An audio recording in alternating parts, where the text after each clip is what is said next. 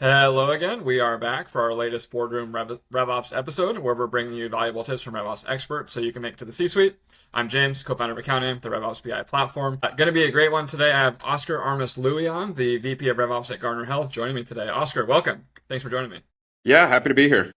Oscar, we've chatted a little bit about some of your tactics within RevOps at Garner and before, and it was kind of clear to me that you really bring like an engineering mindset to the job. And so we're going to dive into that as kind of our main topic today, which will be really fun and interesting. But before we do, do you want to just share your quick background for folks? Sure. Starting there, right? So, academically, I studied finance in undergrad. Then I got my MBA in innovation management. And while I loved all the product and management principles that I learned there, I wanted to get a little bit more technical. So then I went back and got my master's in computer science, where I really focused on some of the theoretical aspects. And I just fell in love with it. It totally changed the way I approach the world and I approach my role. Professionally, I've led RevOps at Fortune 500, private equity owned, and then VC backed startups most recently. And now I'm at Garner Health, where I'm really leading our RevOps function. Awesome. Thanks for that. So let's just jump right into it then. Talk about kind of like this engineering mindset, how it applies to RevOps. Like to set the table, do you have kind of like an overarching mental model or kind of framework for this?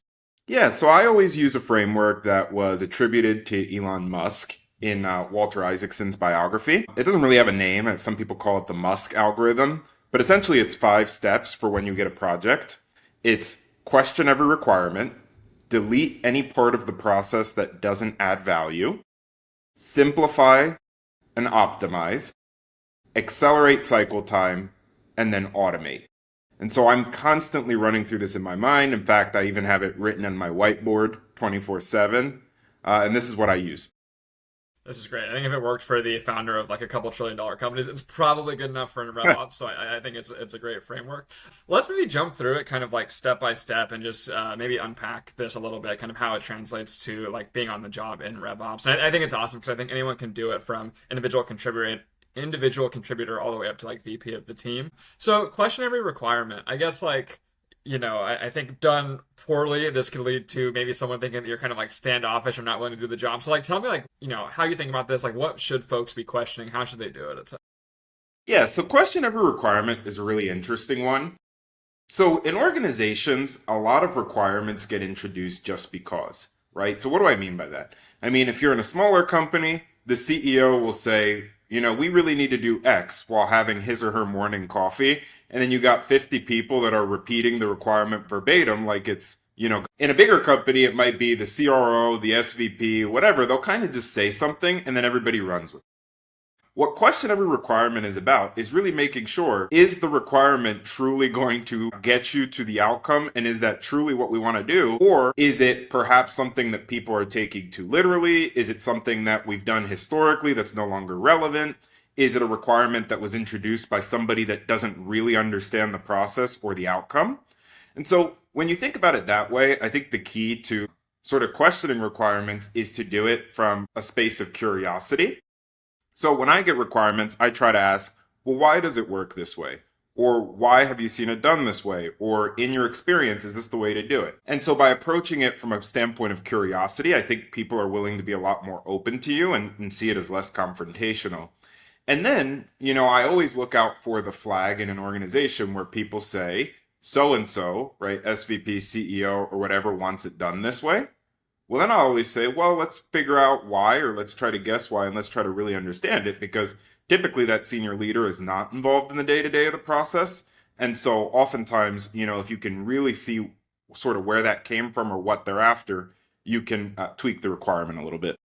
I think that's really comprehensive and well put. And I think like the biggest unlock for me in my career is actually realizing that the C-suite are just people as well, and they actually are not in the weeds of everything day to day like you are. And so I think that's really well put. I think it's probably obvious based on what you described, but just to be totally clear, like why is this helpful? Like what impact are you seeking with this, like as the leader of the RevOps team? Yeah, so the fewer requirements you have, essentially the less work that you have to do to deliver something, right? And so, of course, you want the right set of requirements, or else you're not going to meet the need or solve the problem. But any of these kind of extraneous requirements that don't really move you towards the outcome, they're just going to create a lot more work, a lot more room for error, and then a lot more room for debate when you go to actually introduce the thing. Yeah, my mind immediately goes to like the 80-20 rule too, where it's like maybe the executive or the outcome doesn't call for that last 20% of perfection either. And it's like that's where you spend 80% of the time. And so I think being able to understand where you don't need that is actually huge. I love that. Second step, delete any part or process that doesn't add value. I love this step. How can you kind of do this from a RevOps perspective? How do you think about this step? Yeah, I think this step is probably the hardest one for two reasons. Number one, I think when we think of innovation, our mind immediately goes to addition, meaning add more steps, add more views, do more things, when a lot of innovation happens from subtraction, meaning remove things that don't add value. The second reason I think it's hard, not just that it's counterintuitive, is that it is very difficult to remove something from a process unless you understand the process really clearly. So I think that it all starts with documenting your process. It doesn't have to be pretty, it doesn't have to be rep facing, but really understand step by step for something. Here is what we do, here's how we do it, here's what we use. And then what I try to do is, okay, I have my 8, my 12, my 15 steps written out. Then just follow the thing. And I think you'll find, if it's a 15-step process for, say, producing a deck or producing a forecast, you'll often find that if you follow the process step by step to the letter of the law, in your mind, you start seeing like, oh, I can skip this or I can do this different thing. And then suddenly the steps start to melt away. But you only notice those opportunities if you have the process really structured in the first place. Yeah, that's great. I love the general feedback or advice to like document all your processes too. I think just the exercise of doing it is so helpful. Curious if you agree. I've also found that just like chatting with reps has been really effective at this too, because so often reps don't see the value in something ops pulled together because maybe they have, context being in the C. And so you can actually, think again and actually go back to questioning the requirement. Like, do we actually need this stuff if it's not helping the reps? Yeah, I think you're spot on, right? And I would just say not even just the reps, but really any of your stakeholders. So I think a lot of times we do things that we would like as RevOps people or that we find valuable, but then you get to your stakeholders and no one's using it. So what value are you really adding? Yeah, totally. Awesome. Super helpful. Step 3, simplify and optimize. How do you think about this? I kind of, my mind goes to like monitoring processes, QA, metrics. Is that how you think about this, or do you have kind of a different framework? Yeah, I think in terms of optimize, right? Like you always optimize to something, and it's really hard to optimize for a metric if you don't have it. So like the way I think about it is everything you do needs to have some type of quality metric associated with it. And the two major buckets of quality metrics that I see are like timeliness and then defect rate. So like whatever concept you have, like is it happening on time with an SLA? And then what do you consider a defect? Like what rate of defects are you getting? And so once you have that conceptually, for whatever you're working on, okay, then you can figure out what tweaks you need to either reduce the defect rate or increase the timeliness. That's great. How do you kind of double click into the improvement aspect of this? One thing to measure, right? And like, how do you, I'm sure it's very contextual based on the process you're monitoring, but curious how you've typically tackled that. Yeah, it's always about really tying back to the outcome, right? So maybe there's like an implicit like step 0 in the algorithm that's understand the outcome or understand the problem. But in terms of improvement, right? If you have the outcome front and center, then there's two ways that you improve, right? You either get more of whatever outcome you're trying to drive, or you get the outcome more efficiently or cheaper, right? And so once you understand the two buckets, then you know which side you want to optimize and you can get ideas for what you do. That's great. How do you think about like your own RevOps cadence for optimization and improvement? Like I'm thinking to, one of the biggest challenges in my opinion in RevOps is like the change management, changing things, rolling it out to reps, getting adoption. Like I'm kind of assuming that this part of the algorithm requires continuous change management. Maybe you can tell me I'm wrong there, but how do you handle like this piece without, overburdening reps or the RevOps team? Yeah, I think this is where, the famous quote, I think it's from Drucker, Culture Eats Strategy for Breakfast. Maybe it's some other management thinker. It really is about the culture that you're instilling within your revenue organization. So every revenue organization is going to be in change constantly, whether it be things that are RevOps driven, market driven, organizational driven. And so you really have to create a culture and a cadence of continuous improvement, continuous development, and then continuous adoption. And so I know it sounds like kind of like a boring answer, but if you can establish that culture where reps know they're expected to stay on top of things, they're expected to embrace the new change, but then also give them the support and the enablement architecture to make that feasible. That's ultimately how you nail this. If you don't have this culture in an organization, then you end up just changing a bunch of things and making a mess. Yeah. Any advice or lessons learned on developing, iterating that culture? Like I know it's very top-down driven, and sometimes if you don't have the support from top down, like you're kind of out of luck. But I'm curious if you've seen something that like RevOps leaders can do to play a part in that. Yeah, I think it's really about putting the data behind the directive. So for example, you can have a CEO, a CRO, a CFO that says all reps should be certified on XYZ no later than X date. But if you're not tracking who's actually, made progress on the certification, late and all these things, like it doesn't really mean much. So I draw a lot of inspiration from like IT organizations. They have to do the infosec training every year, and you see they are on top of people like the managers, the reports, and all that stuff. That's how I try to be, to add a little bit of data behind the directive from management. Great. As the co-founder of a RevOps BI platform, any answer that's based on data is something that I love to hear. So that's great. Step 4, accelerate cycle time. Tell me about this. I have to admit, this is the one where I'm like, oh, this feels more like product management or like manufacturing line. Like, how does this correlate or work within RevOps? Yeah. So I think, probably this is, to your point, probably the least relevant one, but it's all about how do you complete the cycle end to end faster? And I think here is the insight that's lost. Usually in a manufacturing line, you accelerate cycle time by doing steps in parallel, right? If you're able to do steps in parallel and then eliminate some of the bottlenecks or reduce them, you get faster cycle time. So I always try to think about, if we have a revenue cadence or a process, is there anything that we could do in parallel? And then, are there any major bottlenecks where we have to wait on something that holds everything else up? And if I can address those, I make pretty good progress. I love that. I'm thinking of like, we're recording this with the end of the quarter coming up, of like the board deck or like final reporting or something, or even like a financial close for folks that are familiar with it. If there's one or two metrics that always take so long to get, it's like, can we invest in solving that and like speed this up so people can get back to their like day to day versus, pulling together this board deck. So I think it's actually like a really good example. Again, breaking down like component pieces and then the bottleneck and the slow aspect of them. Yeah, and I love you brought it up, right? Because you could accelerate cycle time in terms of, like, if you use a BI platform, you can pull a bunch of metrics in parallel because all you do is what? Go to your dashboard versus having to manually run them.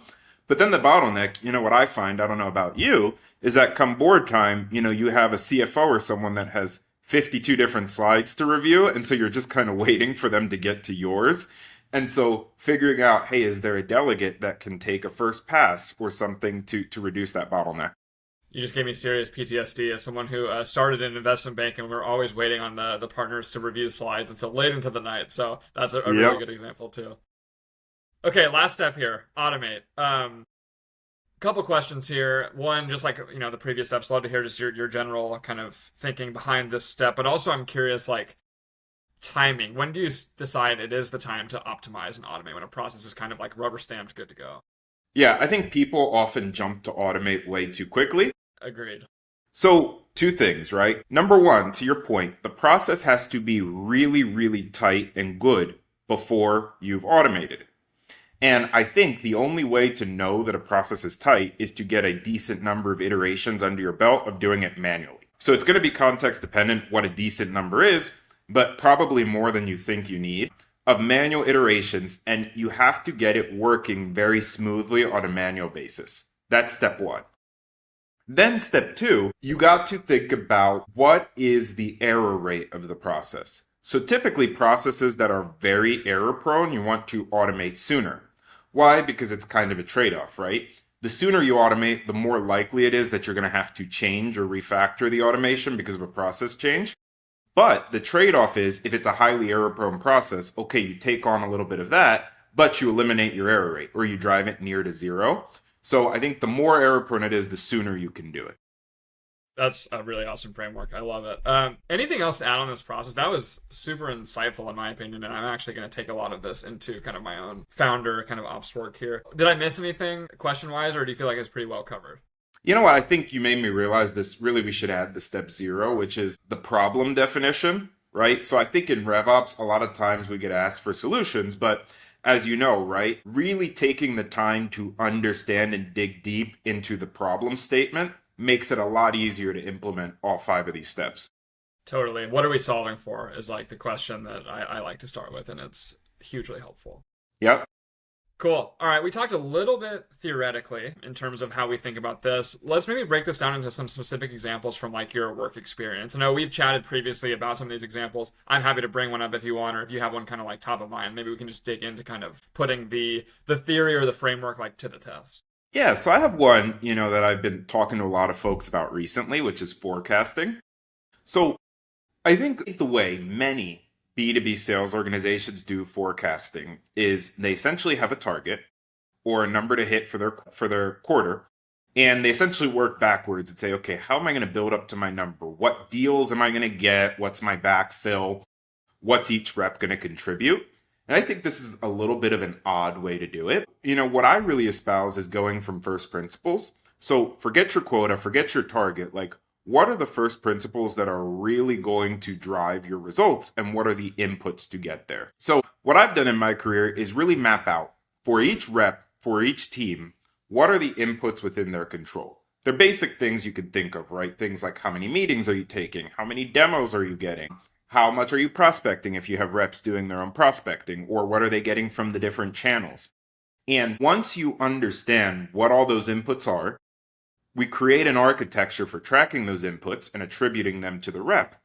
Then you could do a little bit of math or data analysis to say, okay, within some level of reliability and using my historical data, how do these inputs actually translate to a result? And then you roll that up, right? And I think doing this type of forecasting, number one, I think it's a lot simpler. I think it's a lot less subjective. Number two, it's something that you can almost entirely automate it once you've gotten it defined. And number three, it gives you the true forecast from the things you can control of what are you going to get versus trying to back out from a number, which is where folks often run into trouble. Yeah, this is great. I feel like this also just gets you so much more early visibility so you can course correct like in month one of the quarter and not the second to last week of the quarter, right? Absolutely, absolutely. And this is especially true, right? Like, a lot of B2B companies, they'll have year-long, 18-month sales cycles. And this is true for them too, but probably less so. But when you have, more mid-market organizations where you're opening and closing deals within quarter, it's really important to think about it this way. Yeah, definitely. Love it. You also mentioned a separate example last time we spoke around like an indicator system that you kind of have. Like, tell me more about that and how this kind of like sits in with what we talked about today. Yeah, so one thing I've seen, right, and I've struggled with is we'll prepare dashboards for reps. And the dashboards really tell you outcomes. So for example, you'll have a dashboard that shows each rep's pipeline coverage or their percentage of late stage pipeline or things like this that are really outcomes, right? Why do I say they're outcomes? Well, because a rep can't wake up and decide to increase their pipeline. They could decide to go prospect, but they can't decide to get opportunities. And so what do we do about this? A dashboard like that can be useful, but what I think is more useful is how do we create indicator lights for our reps that actually tell them to go do some action. So what is it? What is the key for an indicator? I think it's two things. One, an indicator has to indicate something, which is a metric you actually care about. And then two, an indicator has to be 100% within the rep's control or the person reading its control. So for an example, an indicator might be number of meetings that do not have follow-up, right? According to whatever follow-up your organization prescribes. And so what you do is you want to create these indicators, and that's what we've done. And then you can encourage a culture amongst your reps of always get your indicators down to 0. So whatever they are, the 8 or the 10 of them, your reps know these should always be 0 or close to 0. And then that's a very simple way to manage it. And it's also very easy to see where things are going wrong because you can look and say, oh, rep has a 20 in this indicator, like what's going on? That's great. And it really ties into some of like the change management we talked about earlier. So I assume the answer is going to be similar, but like how do you get buy-in from reps on that? Like I think one example of an indicator, I start to think about just like activity. And I know there's a lot more that you guys are doing than just like activity tracking. But I also know that a lot of reps, particularly good ones, don't love to be told they need more activity or that that's the way they'd hit their number. And I'm curious if you've experienced this or how you kind of got around things like that. Yeah, I always start with I think your first set of indicators should be things that are common mistakes, right? So, for example, a common mistake is not following up on a discovery call, for example. I don't think there's any rep that would argue with you that you don't need to follow up on a discovery call. If not, they just make them, if they argue that, they're just making themselves look a little silly. And so I start with a batch of common mistakes and say, look, we're serving as a second set of eyes here to help you, avoid some of these common errors that we know will impact your results. And so I think that's a way to get a lot of buy-in. The reps tend to find it useful to stay on top of things. The managers, of course, find it useful so that they're not surprised or called out if something goes wrong. And then after you've established a good footing in that, you could start to expand to some of the more, I guess, non-mistake based ones, more of the like, you should do these things. That's great. I love it. And I think always leading with data, to your point earlier, is so helpful too. And if you can show that the best reps are doing it, yada, yada, yada, it goes a Agreed. long way. Cool, Oscar. This is really helpful. A lot of good examples. Sadly, we're just about at time. Anything, again, that I missed? Any other examples that come to mind? Or do you feel like we've covered the topic? No, I think this was a very helpful conversation. I took away a thing or two from it as well. I'm really glad that you had me on. Perfect. Really glad to have you, Oscar. The pleasure is all mine. Anyone listening, if you have any questions about this, feel free to send them my way. I can kind of track them down with Oscar on your behalf. Oscar, again, thanks so much. This was fun. Thank you.